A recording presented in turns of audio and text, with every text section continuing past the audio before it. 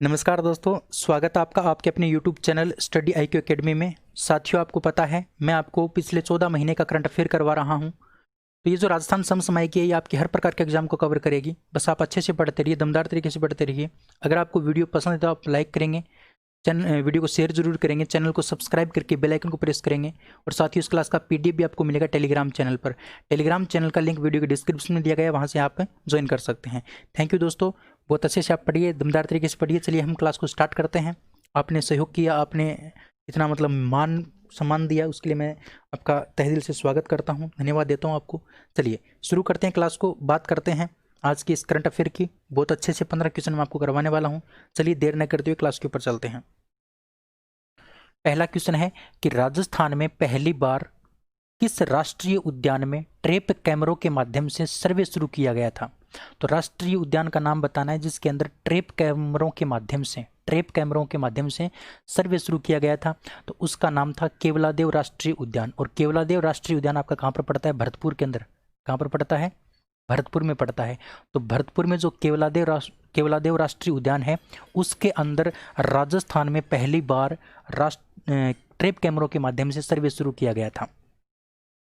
अगला क्वेश्चन है कि राजस्थान में महिला उत्पीड़न से संबंधित किस फिल्म को कर मुक्त कर दिया, यानी टैक्स फ्री कर दिया। उस फिल्म का नाम आपको बताना है जिसको राजस्थान में टैक्स फ्री किया गया था, और वो फिल्म महिला उत्पीड़न के ऊपर आधारित थी। तो उस फिल्म का नाम था छपाक। फिल्म का क्या नाम था? छपाक। छपाक नाम की जो फिल्म है उसको राजस्थान की सरकार ने टैक्स फ्री किया था, और ये महिला उत्पीड़न से संबंधित फिल्म है।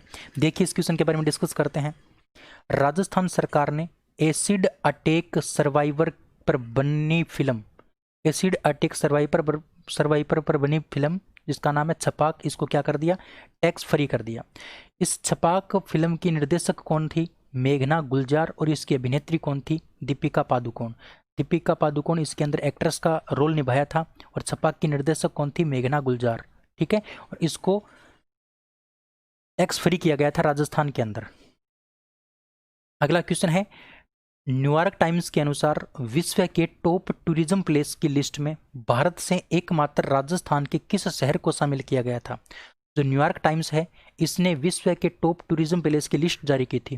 तो उस विश्व के टॉप टूरिज्म प्लेस की लिस्ट में किस एकमात्र राजस्थान के शहर को शामिल किया गया था? तो उस शहर का नाम था जोधपुर। जोधपुर को केवल और केवल भारत की तरफ से शामिल किया गया था विश्व के टॉप टूरिज्म प्लेस की लिस्ट में। जो किसने जारी की थी? न्यूयॉर्क टाइम्स ने जारी की थी। देखिए जोधपुर को इस लिस्ट में 15वें स्थान पर रखा गया था। कौन से स्थान पर रखा गया था? 15वें स्थान पर रखा गया था। और इस लिस्ट में प्रथम स्थान पर कौन था? तो आपका वाशीघटन था। कौन था? वाशीघटन आपका पहले स्थान पर था। और जोधपुर था वो भारत की तरफ से सिर्फ एकमात्र शहर था जिसको इस विश्व के टॉप टूरिज्म प्लेस की लिस्ट में शामिल किया गया था, और वो 15वें नंबर पर था। अगला क्वेश्चन है कि राजस्थान के किस खिलाड़ी को ICC ने T20 international performance of the year award दिया। तो ICC ने T20 international performance of the year award जो दिया गया था वो दीपक चाहर को दिया गया था, और दीपक चाहर राजस्थान से बिलोंग करते हैं। ऑप्शन नंबर बी आपका बिल्कुल करेक्ट होगा। अगला क्वेश्चन है कि फरवरी 2020 को अंतर्राष्ट्रीय कर्नल जेम्स टोड अलंकरण पुरस्कार किसे दिया गया था?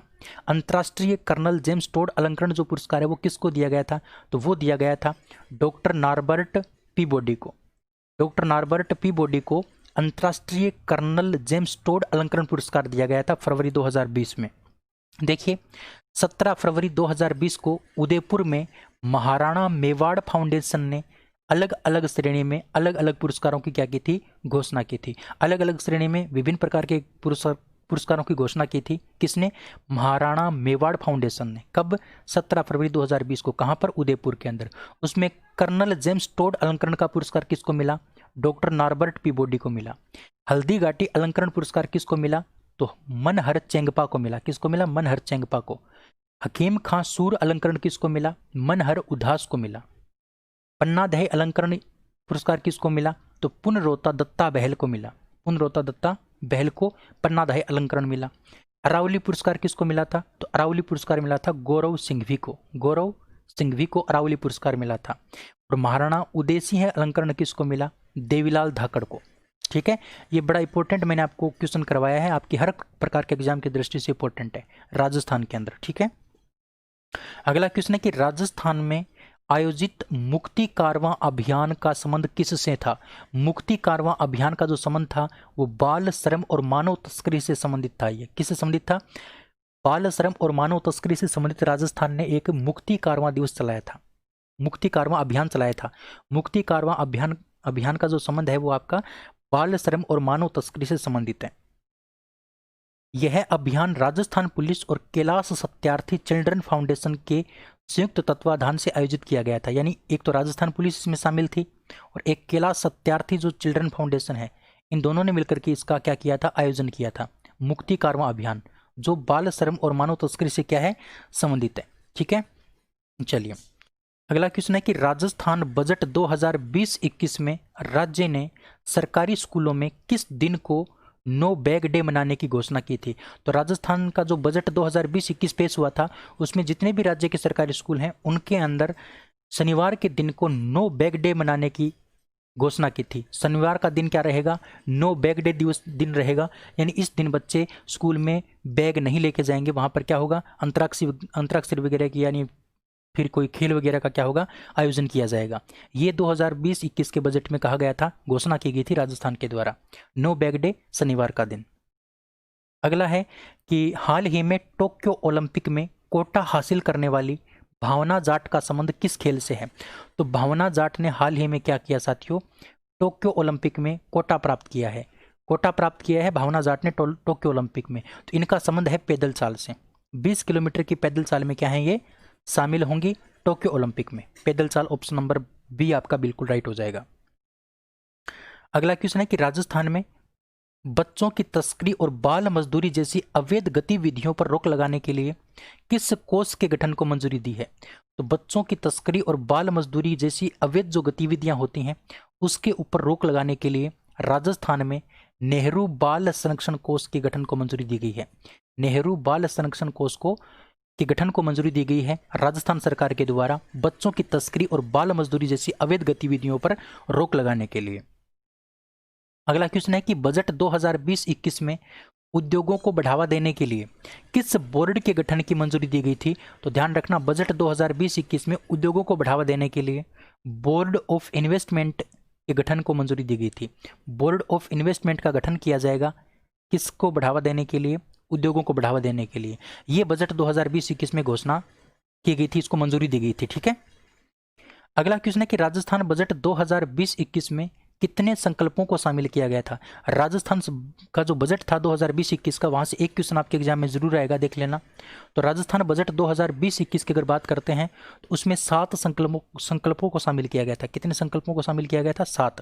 और वो 7 संकल्प कौन कौन से थे वो भी मैं आपको बताऊंगा, लेकिन ध्यान होना चाहिए राजस्थान का जो बजट 2020-21 था इसके अंदर 7 संकल्प शामिल किए गए थे। और वो 7 संकल्प कौन कौन से थे? पहला संकल्प था निरोगी राजस्थान, दूसरा संकल्प था संपन्न किसान, तीसरा संकल्प था महिला बाल एवं वृद्ध कल्याण, चौथा संकल्प था सक्षम मजदूर छात्र युवा और जवान, पांचवा संकल्प था शिक्षा का परिधान, और छठा संकल्प था पानी बिजली और सड़कों का मान, और सातवां जो संकल्प था वो था कौशल व तकनीक प्रधान। ये 7 संकल्प शामिल किए गए थे राजस्थान बजट 2020-21 में। बड़ा ही इंपॉर्टेंट क्वेश्चन है, 100% कैटेगरी का क्वेश्चन मान सकते हो इसको, क्योंकि एग्जाम में आपके आने की संभावना बहुत ज़्यादा है। अगला है कि उड्डयन मंत्रालय की स्वच्छता रैंकिंग में राजस्थान के किस एयरपोर्ट को तीसरे स्थान पर रखा गया था? यानी उड्डयन मंत्रालय की स्वच्छता रैंकिंग जारी की गई थी उड्डयन मंत्रालय के द्वारा एयरपोर्ट के लिए। तो उसमें राजस्थान के किस एयरपोर्ट को तीसरे स्थान पर रखा गया था? तो उसमें जयपुर एयरपोर्ट को तीसरे स्थान पर रखा गया था।